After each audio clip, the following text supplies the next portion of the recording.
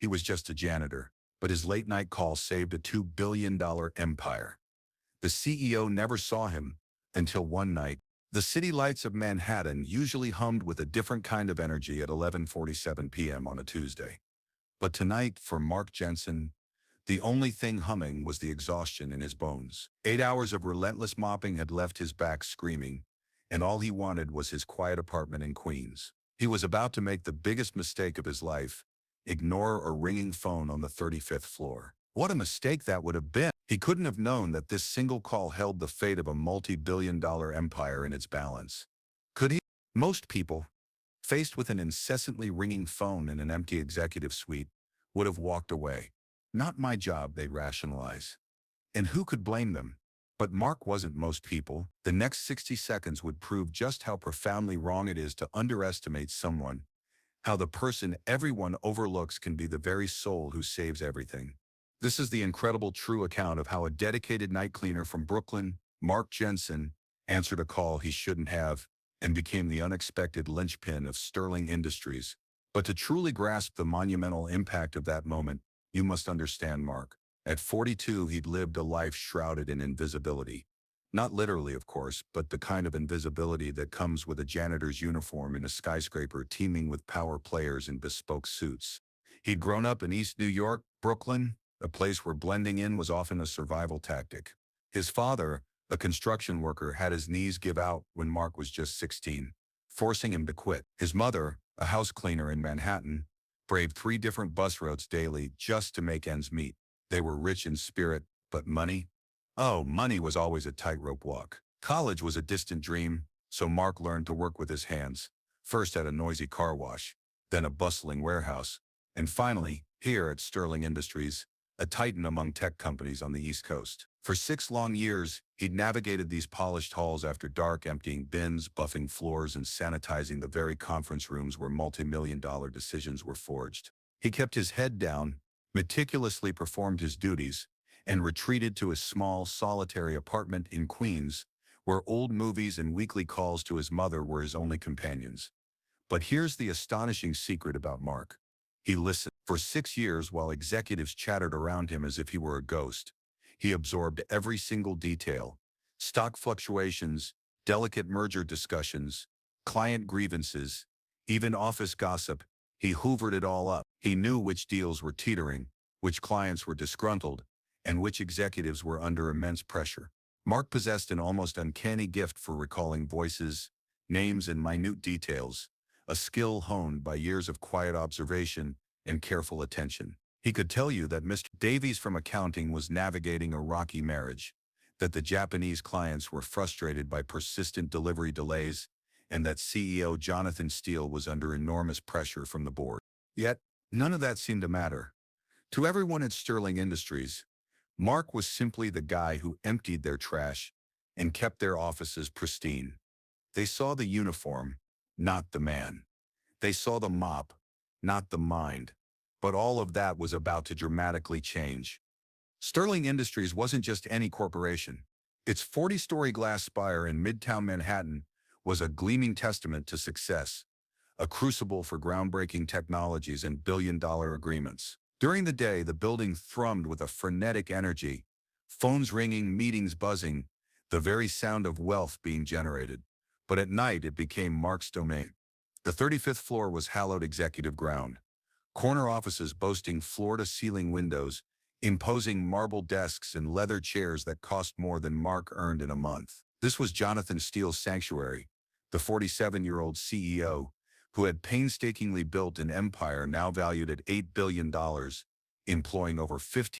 That particular Tuesday night felt different, almost electric, from the moment Mark stepped off the elevator. The air itself felt thick with an unspoken tension, even in the deserted hallways. Papers lay strewn across desks instead of being neatly filed away. Half-empty coffee cups sat abandoned, as if conversations had been abruptly interrupted. Something truly significant was unfolding. As Mark wheeled his cart through the executive floor, he noticed a string of unsettling details. Steele's office light, usually extinguished by the meticulously organized CEO, was glaringly on. Documents were scattered across his desk, angrily highlighted in vivid yellow and red ink. A half-eaten sandwich sat forlornly on a plate, as if someone had been called away mid-bite. Mark had cleaned this office hundreds of times. He knew Steele's almost obsessive habits.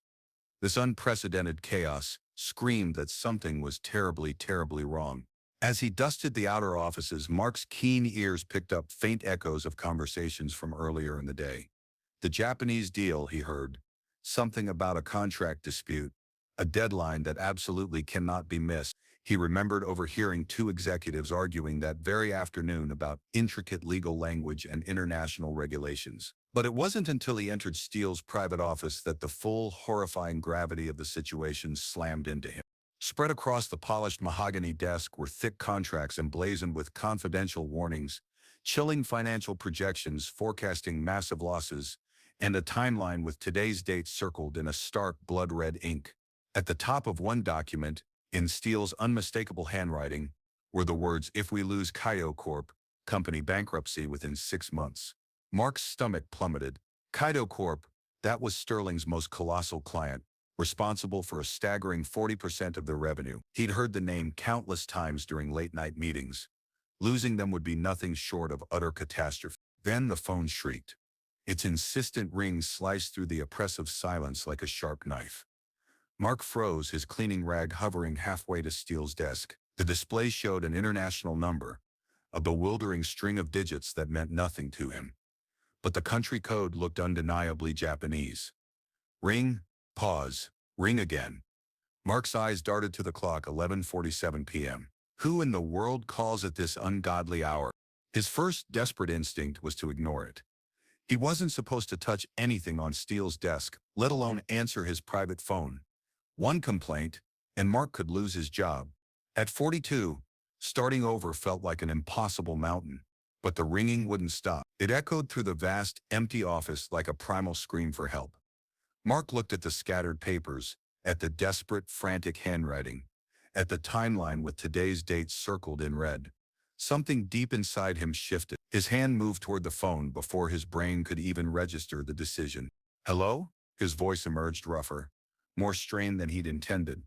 There was a sharp intake of breath on the other end, followed by a torrent of rapid Japanese, then heavily accented English. Finally, a voice demanded, "Is this Sterling Industries? This is Hiroki Kaito calling from Tokyo. Where's Jonathan? I have been trying to reach him for 3 hours." Mark's heart nearly seized. Kaito, the client who could obliterate the company if they walked away. His mouth went utterly dry, yet somehow words managed to escape. "Mr. Steele isn't available right now. This is building security." A desperate lie, but certainly better than, "This is the janitor, right?" Kaito's voice was taut, desperate, strained. "Listen carefully. There has been a terrible mistake in the contract. Article 47, subsection C, the intellectual property clause. It was changed without our approval. If this is not corrected immediately, we terminate everything. Do you understand? $2 billion. Finished." Mark's eyes flew to the papers on the desk. There it was. Article 47. The section glowed under angry red highlights, with Steele's frantic notes scribbled in the margins. "Who authorized this change, sir?" Mark asked, his voice carefully neutral. "Confusion?" Kaito exploded, his voice shaking with fury. "This is not confusion. This is betrayal. We agreed to shared intellectual property rights. Now suddenly, you claim exclusive ownership? We cannot accept this. Our lawyers are preparing withdrawal papers as we speak." Mark felt the crushing weight of the moment descend upon him. 16,000 employees, thousands of families depending on their jobs. Sterling's entire company balanced precariously on the precipice of collapse. All because of some legal jargon he barely understood, but he had to try. "Miss Kaito, please, don't hang up. I truly believe this might be a mistake. Looking at these documents, it seems like someone changed the contract without proper authorization. Mr. Steele has notes here questioning the very same thing." Silence stretched across the line. "Then, you can see Steele's notes?" Mark's palms were slick with sweat. "Yes, sir. It looks like he's been trying to figure out what happened, too. He has your original agreement right here, and the changes don't match what you both signed off on." "Then why has he not called me?" Kaito demanded. his voice laced with renewed frustration. Why do I have to chase him like a dog? Mark glanced again at the scattered papers, the undeniable evidence of a man desperately battling a crisis. Sir, I think he's been trying to fix this before bothering you with it, but maybe he needed to hear from you first to truly grasp how serious this was. Another agonizing pause. When Kato spoke again, his voice was calmer, yet still brimming with tension. You speak very strangely for security personnel. What is your name? Mark swallowed hard. Jensen. Mark Jensen. Mr. Jensen, you tell Steele this. We do not want to end this partnership, but we will not be cheated. If he can guarantee the original intellectual property terms by morning, Tokyo time, we continue. If not, we are finished. Do you understand? I understand completely, Mr. Kato. And I promise you, Mr. Steele will have this resolved first thing in the morning. You promise? You take responsibility for this? The question hung in the air, heavy and loaded like a cocked gun. Mark thought about his small apartment, his mother in Brooklyn, his simple life cleaning offices. He thought about the 16,000 people he'd never met, whose livelihoods now rested on this very moment. Yes, sir, I take responsibility. The line went quiet for a long, terrifying moment. Then, very well, Mr. Jensen. Steele has until 9:00 a.m. Tokyo time. That is, 7 hours from now. Do not disappoint us. Click. The line went dead. Mark slowly set the phone down, his hands trembling uncontrollably. He had just made a promise he had absolutely no authority to make, to save a company that barely knew he existed. And he had a mere 7 hours to make sure it happened. Mark stood in Steele's office, surrounded by millions of dollars in opulent furniture and cutting-edge equipment, holding a promise that could either save or doom thousands of lives. His first primal instinct was to flee, clock out, go home, pretend none of this nightmare had ever occurred. Who would ever blame a janitor for not getting entangled in billion-dollar deals? But as he stared at the papers strewn across the desk, at the timeline marked in desperate red ink, a profound realization dawned on him. Steele was fighting the exact same battle Mark had just inherited. The CEO wasn't the enemy here.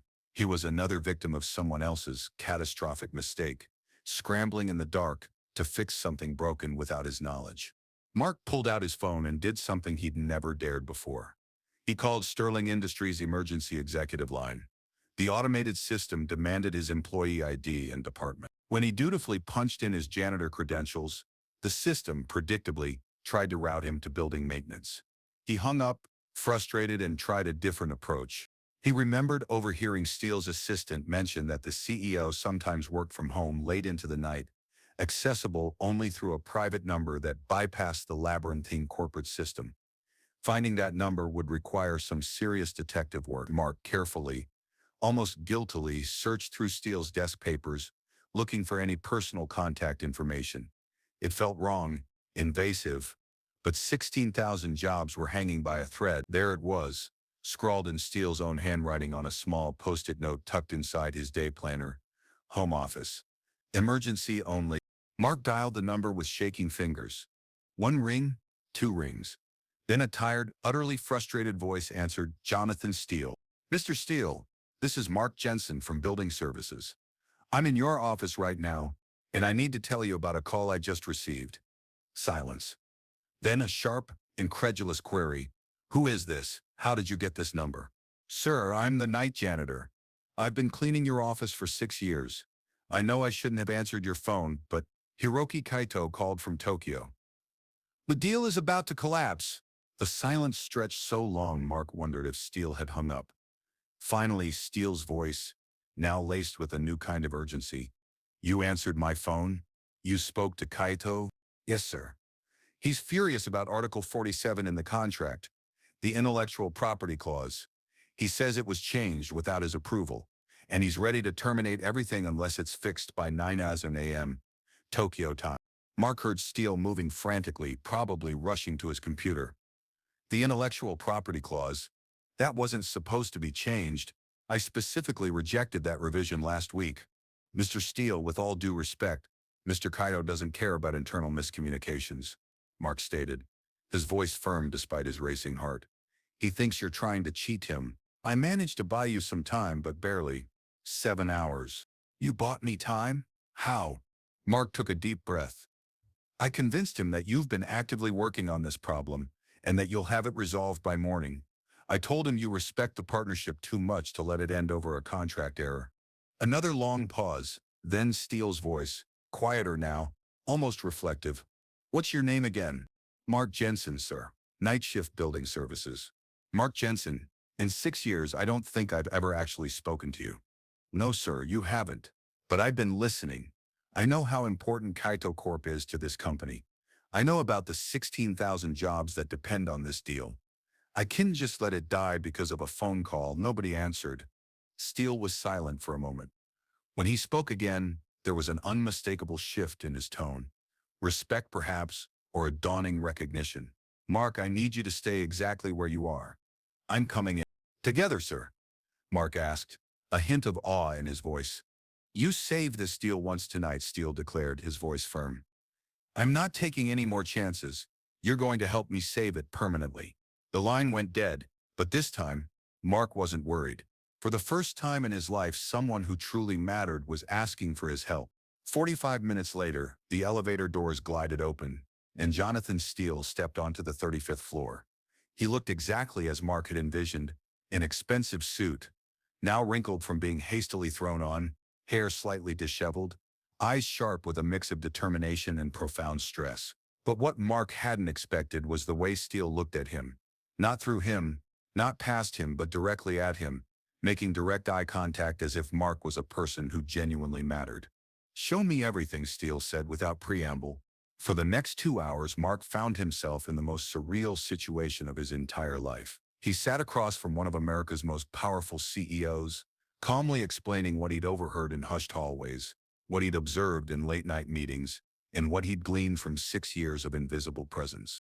The problem started 3 weeks ago, Mark explained, pointing to documents on the desk. I was cleaning the legal department when I heard 2 lawyers arguing about intellectual property precedents. One of them mentioned that the Kaito contract was being updated for better protection. Steele frowned deeply. I never authorized any updates. I don't think you did, sir, Mark replied. But I also heard them mention that the changes were being fast-tracked because of pressure from the board. Something about maximizing value before the quarterly review. Steele's face darkened, a storm brewing in his eyes. The board pressured legal to change contract terms without my approval? Mark nodded. It sounds like someone was trying to squeeze more value out of the deal without asking you or telling Mr. Kaito. They probably figured it would slip through unnoticed.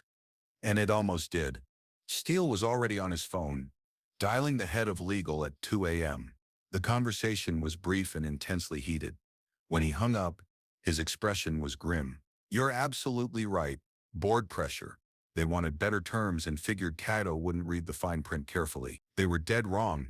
Steele spent the next hour furiously drafting a new version of Article 47, meticulously restoring the original intellectual property sharing agreement. But there was still the delicate matter of Kaito's shattered trust, which had been so badly damaged. He's not just angry about the clause, Mark ventured. He's angry because he feels disrespected, like you tried to slip something past him. Steele looked up from his laptop, genuinely surprised. How do you know that? Because that's how I'd feel, Mark explained, his voice resonating with years of unspoken experience. When people try to take advantage of you because they think you won't notice or won't fight back, it's not just about the money, Mr. Steele. It's about respect. Something profound shifted in Steele's expression. You're talking about more than just contracts, aren't you? Mark met his gaze directly. People don't like being invisible, Mr. Steele. Whether you're a CEO in Tokyo or a janitor in Manhattan, everyone wants to be seen. Steele was quiet for a long moment, truly absorbing Mark's words. Then he picked up the phone and dialed Kaito's direct line in Tokyo. Mr. Kaito, this is Jonathan Steele. I'm calling to personally apologize and to fix a mistake that should never ever have happened. Yes, I know what time it is. This simply couldn't wait. The conversation lasted 20 minutes. Steele explained the unauthorized changes, took full, unequivocal responsibility, and guaranteed that the original terms would be restored immediately. But the real breakthrough came when he uttered something Mark had quietly suggested. Miss Kaito, I want you to know that the person who convinced you to give us another chance tonight wasn't just any employee. His name is Mark Jensen, and he's been with our company for 6 years. He understands something about respect and partnership that I clearly needed to remember. If you're willing to continue working with us, I'd like him to be a part of our ongoing communications." Mark's jaw dropped in utter disbelief. Steele was offering him a pivotal role in managing their most crucial client relationship. When Steele finally hung up, he was smiling for the first time that night. "Deal saved," he exclaimed. "Cato is satisfied, and he's incredibly intrigued by your perspective on partnership dynamics. He wants to speak with you directly when he visits New York next month." Mark could barely process what was happening. "Mr. Steele, I don't understand. You're just the person who saved my company." Steele interrupted, his voice filled with genuine admiration. "The person who understood what I completely missed. The person who turned a disaster into an unparalleled opportunity." But Steele wasn't finished. "Mark, I'm offering you a position in our client relations department. Same benefits as any other executive. A corner office if you want it, and direct involvement in our major partnerships. Interested?"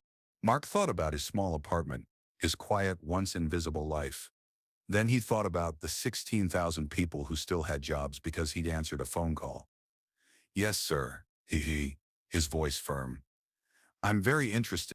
6 months later, Mark Jensen sat in a gleaming corner office on the 35th floor of Sterling Industries. The very same floor he'd once cleaned was now his workplace. The breathtaking view from his window showcased the iconic Manhattan skyline. The same city lights he'd once admired from behind a janitor's cart, now seen from a new vantage point. The Cato deal had not only survived but had absolutely thrived, generating an additional $500 million in revenue. Partly because Mark's profound insights into respectful communication had dramatically improved all of Sterling's international relationships. Mark still called his mother every Sunday, but now the conversations were wonderfully different. She was proud, yes, but also utterly unsurprised. "I always knew you were special, baby," she'd say, her voice warm with love. "I just didn't know when the world would finally figure it out." The legendary story of the night janitor who saved a billion-dollar deal became a cherished tale at Sterling Industries. But Mark never let it inflate his ego. He kept a framed photo of his old janitorial badge on his desk, not as a reminder of where he came from, but as a constant reminder of why he was there. "Everyone matters," he would earnestly tell new employees. "Every conversation you overhear, every person you walk past, every phone call you think isn't your responsibility, it all matters. You never know when the person everyone overlooks will be the person who saves everything." Jonathan Steele, deeply moved, had the photo from Mark's employee badge, the one where he wore a janitor's uniform, framed and hung prominently in the lobby with a plaque that read, "Mark Jensen, Senior Client Relations Director, the man who answered when it mattered most." But perhaps the most transformative change occurred in the very culture of Sterling Industries itself. Steele instituted groundbreaking monthly meetings where employees from every single level, maintenance staff, vigilant security guards, diligent administrative assistants, even the janitors could openly share observations and insights about the company's complex operations. "We were missing half the conversations," Steele would explain to visiting CEOs. "The people who see everything, hear everything, and notice everything were the very people we were ignoring. And that, my friends, almost cost me everything." The profound lesson of Mark Jensen spread far beyond the walls of Sterling Industries. It became a powerful reminder that true value doesn't come with a fancy title, that genuine wisdom doesn't require a corner office, and that sometimes the most important voice in the room belongs to the person everyone assumes shouldn't even be speaking. Because on a fateful Tuesday night in Manhattan, when a phone rang in an empty office, and everyone who was supposed to answer it had already gone home, it was the man with the mop who understood that some calls are simply too important to ignore. And maybe that's the real message here. In a world quick to judge based on uniforms, titles, and assumptions, remember that heroism often springs from the most unexpected places. The next time you walk past someone whose job seems smaller than yours, consider that they might be seeing something you're missing. They might just be the person who answers the call that saves everything. Sometimes the greatest opportunities arrive disguised as problems. Sometimes the most critical conversations happen at midnight. And sometimes the person who can save everything is the very person everyone forgot to notice.